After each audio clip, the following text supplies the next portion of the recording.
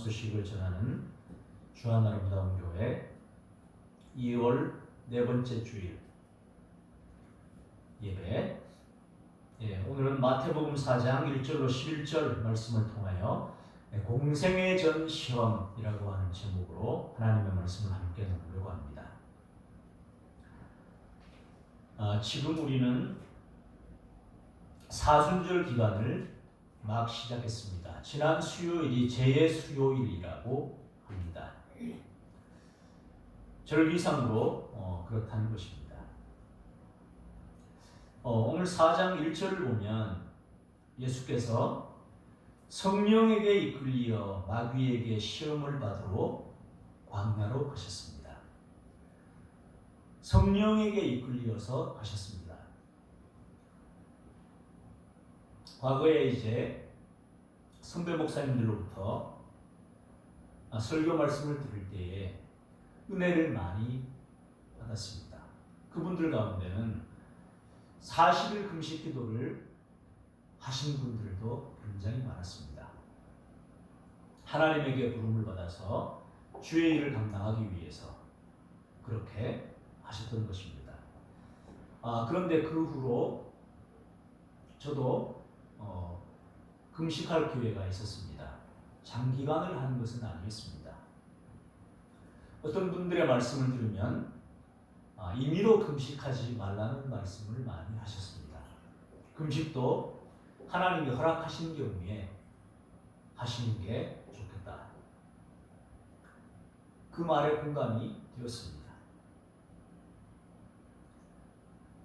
내가 그래도 목회자로 부름을 받았는데 40일 금식 기도는 해봐야지 되지 않는가. 물론 그렇게 하셔도 하나님께서 허락하실 것입니다. 그런데 중요한 것은 성령에게 이끌려서 하나님의 인도하심을 받아서 또 하나님께서 강권적으로 그러한 마음을 강하게 주실 때에 순종하는 마음으로 한다면 더 좋겠다는 생각을 하게 됐습니다. 오늘 본문을 보면 예수께서 성령에게 이끌려서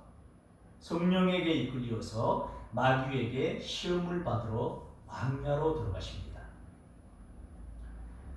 40일을 밤낮으로 금식을 하셨습니다. 사람이 할 수 있는 한계치에 도달하신 것입니다. 40일 밤낮 금식했습니다. 그리고 장소는 광야였습니다. 광야는 메마른 곳이죠. 척박한 곳입니다. 낮에는 뜨거운 기온,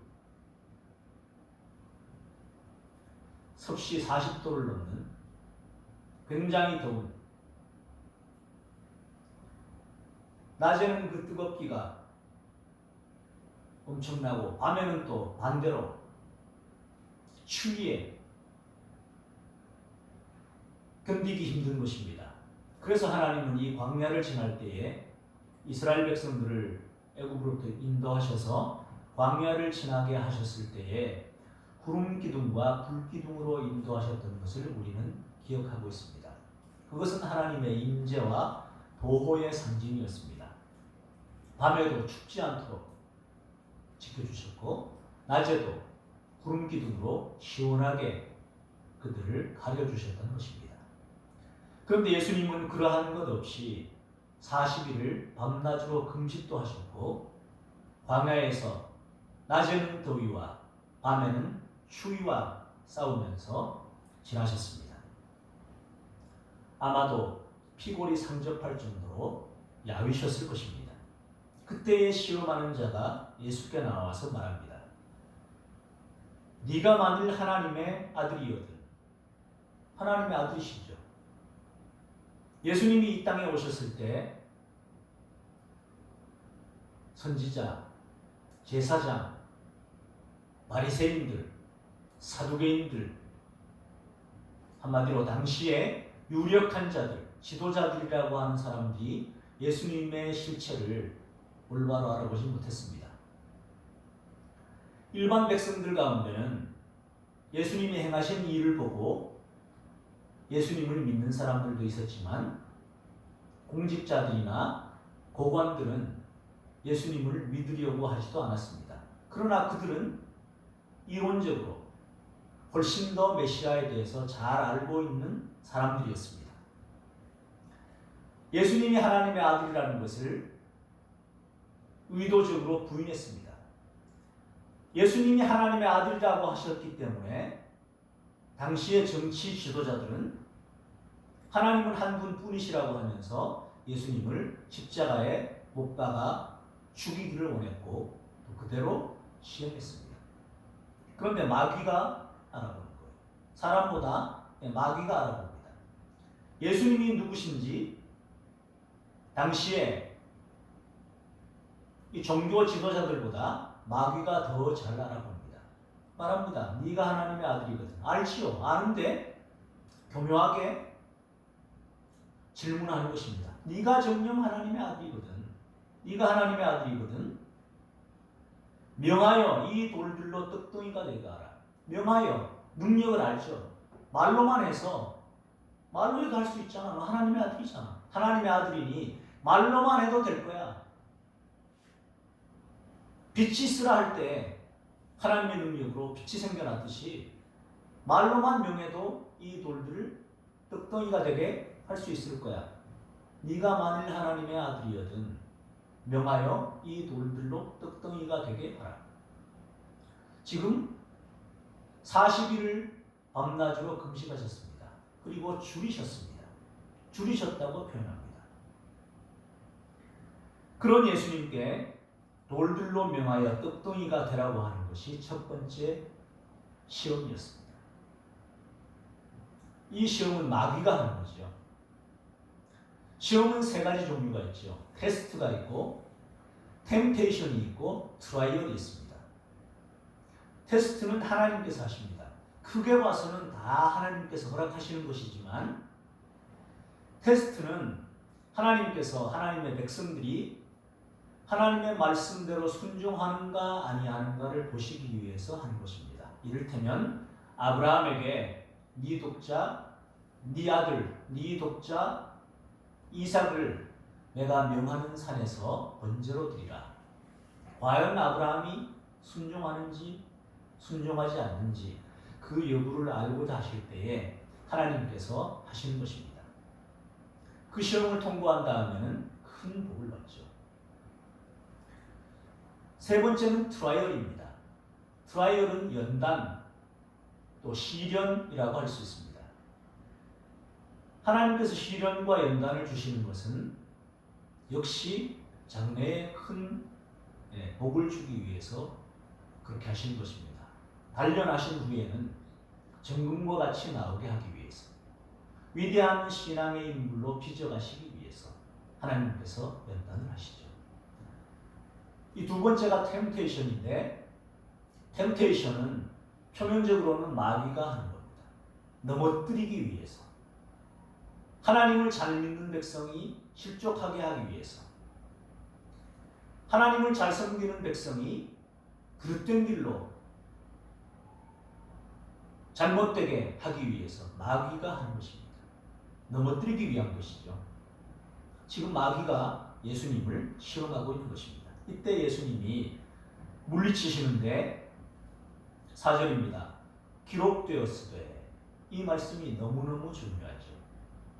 예수님의 능력으로도 하실 수 있습니다. 충분히. 그럼에도 불구하고 예수님은 기록되었으되 하시면서 말씀을 인용해서 물리치십니다. 거기 사람이 떡으로만 살 것이 아니요 하나님의 입으로부터 나오는 모든 말씀으로 살 것이라 하였느니라. 신명기 8장 3절 하반절을 인용해서 말씀하십니다. 같이 한번 읽겠습니다. 시작. 사람이 떡으로만 사는 것이 아니요 여호와의 입에서 나오는 모든 말씀으로 사는 줄을 네가 알게 하려 하심이니라. 우리는 몸을 입고 있습니다. 먹어야 살지요. 하나님이 너무너무 잘 아십니다. 하나님이 우리를 만드신 분이에요. 하나님이 우리를 창조하셨습니다.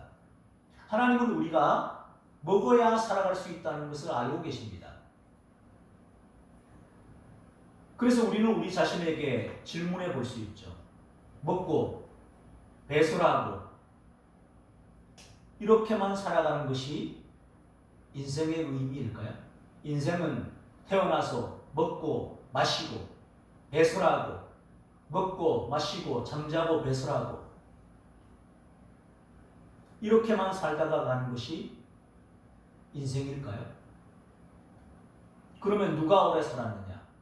이러한 것이 중요한 기준이 될 것입니다. 누가 더 많이 먹었느냐? 누가 더 좋은 것을 먹었느냐? 주님의 말씀은 그 차원이 아니라는 것입니다. 먹어야 산다는 것을 알고 있지만 그 차원에 머물러서는 안 된다는 말씀이죠. 그것만으로 사는 것은 아니라는 거예요. 그것이 1차적이고 시급한 것이지만 그것만으로 사람이 살아가지는 않는다는 거예요. 사람은 떡으로만 사는 것이 아니라 하나님의 입으로부터 나오는 모든 말씀으로 살 것입니다. 하나님이 우리의 창조주이시란 말씀입니다. 하나님이 우리의 창조주이시니 인생의 목적이 무엇인지는 하나님과의 관계에서 파악해야 하고 그 인생의 참된 의미와 목적을 하나님과의 관계에서 깨닫고 그것을 위해서 살아가야 한다는 것입니다. 그러한 의미입니다. 고차원적인 것을 말씀하시는 거예요. 자, 그러자 첫 번째 시험에 실패하자 마귀는 두 번째 시험을 합니다. 예수님을 거룩한 성으로 데리고 갑니다. 성전이라고 할 수 있죠. 그래서 성전 꼭대기에 세웁니다. 오늘날에는 높은 건물들이 많죠. 마천루라고 불리는 것들. 뉴욕의 엠파이어 스테이트 빌딩. 또 그보다는 최근에 훨씬 더 높은 건물이 많죠. 거기에 데리고 가서 세우고 또 말합니다. 네가 만일 하나님의 아들이거든. 하나님의 아들 맞죠? 자극하죠. 네가 만일 하나님의 아들이면 뛰어내리라. 뛰어내리라는 거예요. 기록되었을 때 여기서 중요한 것은 마귀도 말씀을 인용한다는 거예요. 마귀도 말씀을 인용합니다. 그가 너를 위하여 그의 사자들을 명하시리니 그들이 손으로 너를 받들어 발이 돌에 부딪히지 않게 하리로다 하였느니라. 요게 마귀가 인용한 하나님의 말씀입니다. 원문을 보시죠. 시편 91편 11절 12절입니다. 같이 읽습니다. 자, 시작. 그가 너를 위하여 그의 천사들을 명령하사 내 모든 길에서 너를 지키게 하시니라. 그들이 그들의 손으로 너를 붙들어 발이 돌에 부딪히지 아니하게 하리로다. 이 시편 91편을 원문을 여러 번 잘 읽어볼 필요가 있습니다. 어떤 의미의 말씀인지 마귀가 이 말씀을 인용해서 말하는 것과 예수님의 해석과는 어떠한 차이가 있는 것인지 91편을 보면 10절, 9절에 이렇게 말합니다. 네가 말하기를 하나님이 사람에게 말하죠. 네가 말하기를 여호와는 나의 피난처시라 하고 지존자를 너의 거처로 삼았으므로 화가 내게 미치지 못하며 재앙이 네 장막에 가까이 오지 못하리니 그가 너를 위하여 그의 천사들을 명령하사 네 모든 길에서 너를 지키게 하시리라. 그러니까 어떤 사람이 여호와는 나의 피난처시다 하고 믿음을 고백하고 그렇게 살아가고 또 지존하신 영원히 계시는 하나님을 자신의 거처로 삼았기 때문에 하나님께서 지켜주셔서 화가 그 사람에게 미치지 못하고 재앙이 그 사람의 집에 오지 못할 것이다. 하나님께서 그 사람을 위하여 그의 천사들을 명령하셔서 네 모든 길에서 너를 지키게 하시니라. 지켜준다는 거예요. 하나님을 믿고 살기에 하나님이 지키고 보호해 주신다는 거예요. 인생의 길에서 큰 의미에서 그런 뜻이죠. 그런 의미에서 그들이 그들의 손으로 너를 붙들어 발이 돌에 부딪히지 아니하게 하리로다. 걸어갈 때에 발이 돌에 또 뭐 갑자기 높은 산 같은 데서 바위나 이런 것이 굴러떨어질 수도 있는데 그때도 지키고 보호해 주신다는 거죠. 인생의 길에서. 그 의미죠. 그런데 지금 마귀는 이걸 어떻게 인용하는 거예요? 이 말씀이 진짜 그런지 지금 당장 뛰어내려라는 거예요. 그때 여기 분명히 발이 돌에 부딪히지 않게 해준다고 그러지 않았느냐. 이거는 뭐예요? 하나님을 믿으면 그 하나님이 하나님을 자기의 지존자를 자기의 거처로 삼고 또 여호와는 나의 피난처다 이렇게 믿고 살아가는 사람은 하나님께서 지키고 보호해 주신다는 이 의미를 내가 아무 때나 내 하고 싶은 대로 높은 데서 뛰어내리고 하나님의 그 질서를 거스르면서 달리는 차에 뛰어들고 이렇게 하면서도 또 높은 곳에서 뛰어내리고 이렇게 하면서도 나는 죽지 않는다. 내가 어떤 모습으로 어떤 삶을 살아도 하나님이 지키고 보호해 주신다. 이런 목적으로 살아가라고 지금 유혹을 하는 거죠. 왜 이렇게 하는 거예요? 마귀가?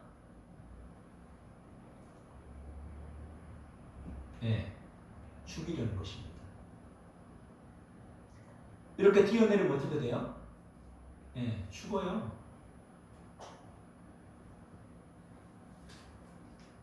하나님이 예수님을 통해서 이루려고 하시는 일을 하지 못하게 하려는 거죠.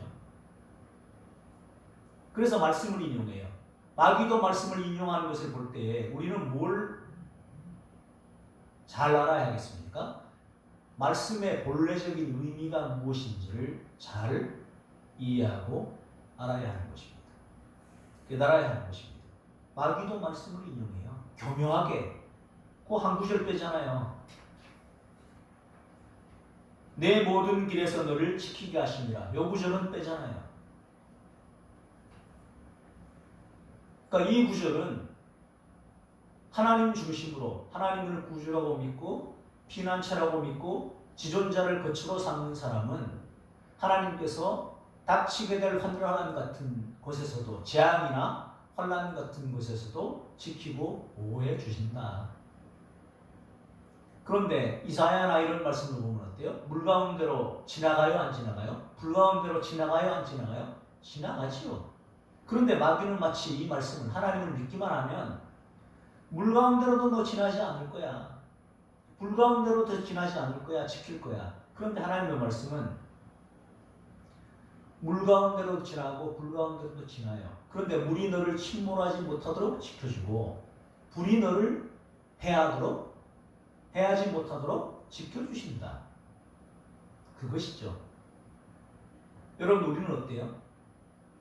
하나님을 믿으면 그런 생각들 하신 적 없습니까? 내가 하나님을 믿으면 나에게 어려움은 조금도 안 올 거야. 좋은 일들만 생길 거야. 이렇게 생각하는 거. 그런 생각을 할 수 있죠. 그런 생각을 심어주는 거죠.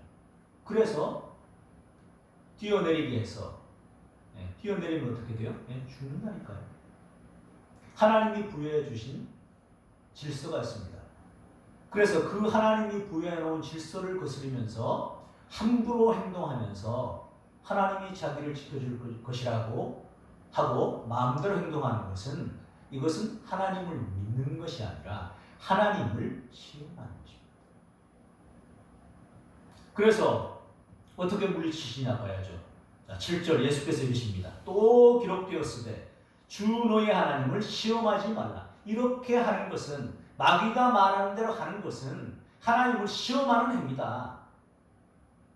라고 물리치십니다. 이때도 예수님은 기록된 말씀을 인용하세요. 3번입니다. 자, 시작. 너희 하나님 여호와를 시험하지 말고. 이렇게 하는 것은 하나님을 시험하는 거라는 믿는 게 아니라 시험하는 거라는 거예요. 하나님이 사람을 시험할 수는 있으나 사람이 하나님을 시험할 수는 없습니다. 물론 믿음의 확신을 가지기 위해서 믿음의 확신을 가지기 위해서 기도원처럼 그렇게 할 수는 있습니다. 세 번째 실험은 무엇입니까? 두 번째 실험에도 실패하자 마귀는 예수님을 데리고 지극히 높은 산으로 갑니다. 그래서 천하 만국과 그 영광을 보여줍니다. 그러면서 만일 마귀 자기에게 엎드려 경배하면 이 모든 것을 주겠다고 달콤한 말로 유혹합니다. 그때 예수님은 어떻게 하십니까? 사탄아 물러가라. 기록되었으되 주 너의 하나님께 경배하고 다만 그를 섬기라 하였느니라. 이때도 역시 기록된 말씀을 인용합니다. 4번입니다. 4번 맨 밑에 시작. 내 하나님 여호와를 경외하며 그를 섬기며. 하나님을 경외하고 그를 섬기며. 유일한 경배의 대상, 유일한 섬김의 대상은 하나님이시다. 네가 아니다. 하나님께만 경배하고 하나님만 섬겨야 한다 하는 것을 분명하게 말씀하십니다. 그러자 마귀는 예수님을 떠납니다. 떠나가고 천사들이 나와서 수종을 들게 됐습니다.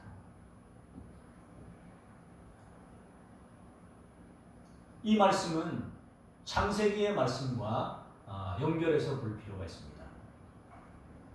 하나님은 에덴 동산을 창설하시고 사람을 거기에 살게 하시면서 금하시는 것이 있었습니다. 모든 것들은 네가 임의로 먹고 할 수 있을 때 하나님이 금한 것은 한 가지인데 동산 중앙에 있는 선악을 알게 하는 나무의 열매를 먹지 말라. 먹는 날에는 네가 정녕 죽으리라 했습니다. 그런데 그 말을 직접적으로 들은 사람은 아담이었습니다. 그 후에 이제 하와를 창조하시고 하와는 아담으로부터 그 말씀을 들었을 것이라고 우리가 쉽게 짐작해 볼 수 있죠. 어느 날 강교한 뱀이 찾아와서 하와에게 꿰입니다. 하나님이 참으로 그때도 얼마나 교묘한지를 좀 보시라는 거죠. 오늘 예수님의 시험할 때도 네가 만일 하나님의 아들이거든 이렇게 교묘한 말을 하는 나비가 그때도 하나님이 참으로 동산 모든 나무의 열매를 먹지 말라 하시더냐 이런 식으로 하와에게 질문합니다. 동산의 모든 건 아니고 선악을 알게 하는 나무의 열매를 먹지 말라고 하셨는데 먹지도 말고 만지지도 말라고 그랬어. 먹지 말라. 먹는 날에는 내가 정녕 죽으리란데 먹지도 말고 만지지도 말라. 더하기도 하고 빼기도 하고 그러면서 죽을까 하노라 하죠. 반드시 죽으리라 했는데 죽을까 하노라 약화시키기도 하고 그래서 그 대답하는 것을 보고 마귀가 아니라 너희들이 선악을 알게 하는 나무의 열매를 따먹으면 눈이 밝아져서 하나님과 같이 될 것을 우려해서 하나님께서 너희에게 먹지 말라고 한 것이다 하면서 하나님과의 사이를 틈내죠. 이게 중요합니다. 이간질 시키죠. 우리 삶에서 그래서 잘 분별할 필요가 있습니다. 내가 지금 걸어가는 길, 이렇게 행하는 것, 우로 행하는 것이 있고 좌로 행하는 것이 있다고 할 때 이렇게 행하는 쪽이 하나님과 가까워지는 쪽인지 우로 행하는 것이 하나님과 가까워지는 길인지 좌로 행하는 길이 하나님과 가까워지는 길인지를 생각하고 믿음의 길로 나아가야 합니다. 마귀는 이간질 시켰습니다. 그때 마귀의 얘기를 듣고 하와가 선악을 알게 하는 나무의 열매를 볼 때 어떻게 보였습니까? 먹음직도 하게 보였고 보암직도 하게 보였고 지혜롭게 할 만큼 탐스럽게도 보였습니다. 이것을 요한일서 2장 16절에는 무엇이라고 말합니까? 요한일서 2장 16절 자 시작. 이는 세상에 있는 모든 것이 육신의 정욕과 안목의 정욕과 이생의 자랑이니 다 아버지께로부터 온 것이 아니요 세상으로부터 온 것이라. 먹음직한 것은 육신의 정욕을 말하고 보암직한 것은 안목의 정욕 그리고 지혜롭게 한 만큼 탐스럽게 보인 것은 이생의 자랑이라고 할 수 있습니다. 이생이 뭐예요? 이승, 이 세상을 이생이라고 말하기도 해요. 이는 한글이고 생은 한자예요. 이 세상 저 세상 할 때 이 세상을 이생이라고도 합니다. 이승이 우리가 이해하기는 더 가깝죠. 첫사람 아담과 하와는 이 먹는 문제에서 넘어졌고 예수님은 이 먹는 문제에서 승리하셨습니다. 먹는 문제, 또 눈의 문제, 그리고 영광의 문제, 이 문제를 예수님은 기록된 말씀으로 다 물리쳐 이기셨습니다. 그런데 이 사건은 예수님께서 세례 요한에게 세례를 받으시고 공생애를 시작하기 전에 이루어진 일입니다. 왜 예수님은 성령에 이끌려서 마귀에게 시험을 받으러 가셨을까요?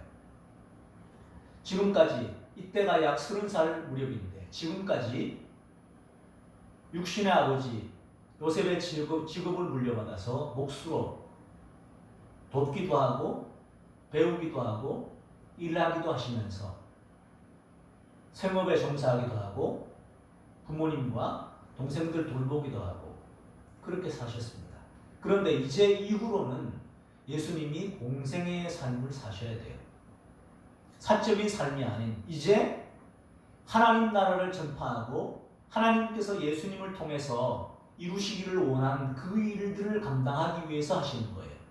그런데 하나님의 아들이라는 것을 아는 마귀가 그 예수님의 가신 능력을 헛된 곳에 쓰게 하기 위해서 유혹하는 거예요.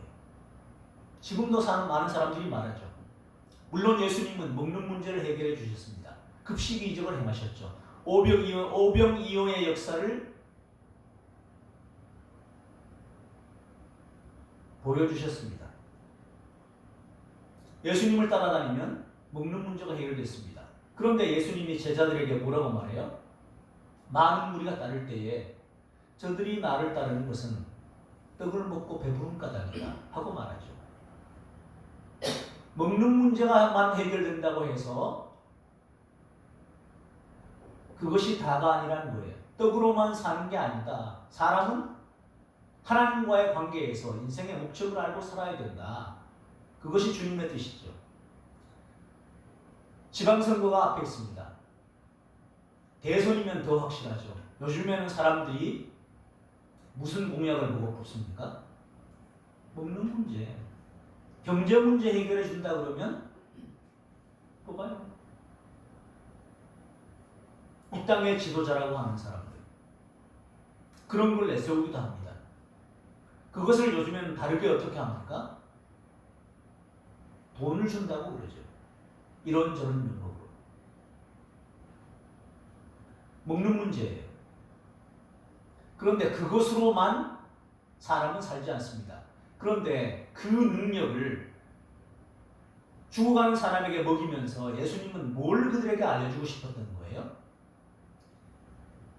오병이어의 기적을 일으키시면서 이 떡은 광야 생활을 할 때 너희 조상들에게 모세가 내려준 것이 아니라 하나님이 내려주신 것이다. 하나님을 바라봐야 된다. 이것은 한 끼 먹으면 그 다음에 또 배고파질 거다. 이건 영원한 양식이 아니다. 그때 만나를 먹고 살았듯이 만나를 먹여주신 분이 누구인지를 봐야 된다. 만나 자체를 보지 말고 만나를 내려주신 분이 누구신지를 봐라. 하나님을 믿어야 된다. 그런 맥락이죠. 그런데 마귀는 당장에 시급한 거, 너 죽게 됐는데 무슨 하나님의 나라라는 거예요. 그렇게 헛된 곳에 예수님의 능력을 쓰게 합니다. 또 뛰어내리는 거, 높은 데서 뛰어내리면 다 죽었을 것이라고 인정할 것입니다. 그때도 죽지 않고 살아나는 그 모습을 보고 사람들의 주목을 받는 거, 그거 하라는 겁니다. 사람들의 인기, 그거 추구하라는 거예요. 근데 예수님은 그것을 말씀으로 물리치시죠. 그게 본질이 아니라는 거예요. 내가 높임받고 하는 거 아니라는 거죠. 높은 산도를 데리고 와서 내게 절하면 천하만국의 모든 권세와 영광을 주겠다. 이 땅에서 사람들에게 존경받는 그거 아니라는 거죠. 그런데 그것에 빠지게 하는 거 아니에요. 이것이 마귀의 유혹이었습니다. 이것이 우리 모두가 빠질 수 있는 것입니다. 육신의 정욕, 안목의 정령, 이생의 자랑, 우리에게도 있는 이 시험인데 예수님은 말씀으로 물리치셨습니다. 그리고 예수님이 공생애를 시작하시면서 회개하라 천국이 가까이 왔느니라 말씀하시면서 세 가지 사역을 하시죠. 회당에서 말씀을 가르치시고 천국 복음을 전파하시고 모든 병과 모든 약한 것을 고치십니다. 많은 무리가 따랐죠. 왜 그렇게 하십니까? 그렇게 하심으로써 하나님을 바라보게 하기 위해서, 하나님께로 돌아오게 하기 위해서. 예수님은 이 목적을 잊지 않으셨습니다. 그래서 이 목적을 분명히 하고 나아가기 위해서 예수님은 세례를 받으시고 공생의 시작 전에 성령에게 이끌려서 마귀에게 시험을 받으셨습니다. 그리고 그 시험을 기록된 말씀으로 물리치셨습니다. 이 주님의 모습을 본받아 우리도 이 땅 가운데 여러 가지 유혹이 있을 수 있습니다. 좋은 거 먹고 싶은 것, 눈에 보이게 화려하고 좋은 옷이나 집이나 이 땅의 것들에 안주하면서 살아가고 싶은 욕망이 있습니다. 또 명예욕도 있죠. 그러나 그런 것들은 유한한 것이라는 것을 깨닫고 본질이 무엇인지, 생의 목적이 무엇인지, 나를 이 땅에 고귀한 생명으로 태어나게 하신 하나님의 목적이 무엇인지를 깨닫고 발견하고 그 길로 살아가는 저와 여러분 되시기를 예수 그리스도의 이름으로 축원합니다. 하나님 아버지 감사합니다. 예수님이 기록된 말씀으로 마귀의 유혹을 물리쳐 이기셨습니다. 첫사람 아담 하와는 실패했지만 예수님은 이기셨습니다. 그리고 이것이 우리에게도 있을 것이라는 것을 알려주십니다. 우리 또한 기록된 말씀으로 예수님의 길을 따를 때에 여기에 함몰되지 않고 여기에 유혹받아 넘어지지 않고 주님이 허락하신 그 생명의 길로 나아갈 수 있는 것을 깨닫게 하시니 감사합니다. 우리를 지켜주시고 보호해 주시고 어려움이 닥칠 때에 말씀을 생각하고 하나님께 기도하고 이 유혹을 물리쳐 이겨 하나님의 기쁨이 되는 삶으로 영광을 돌리게 하옵소서. 예수 그리스도 이름으로 기도드리옵나이다. 아멘. 342장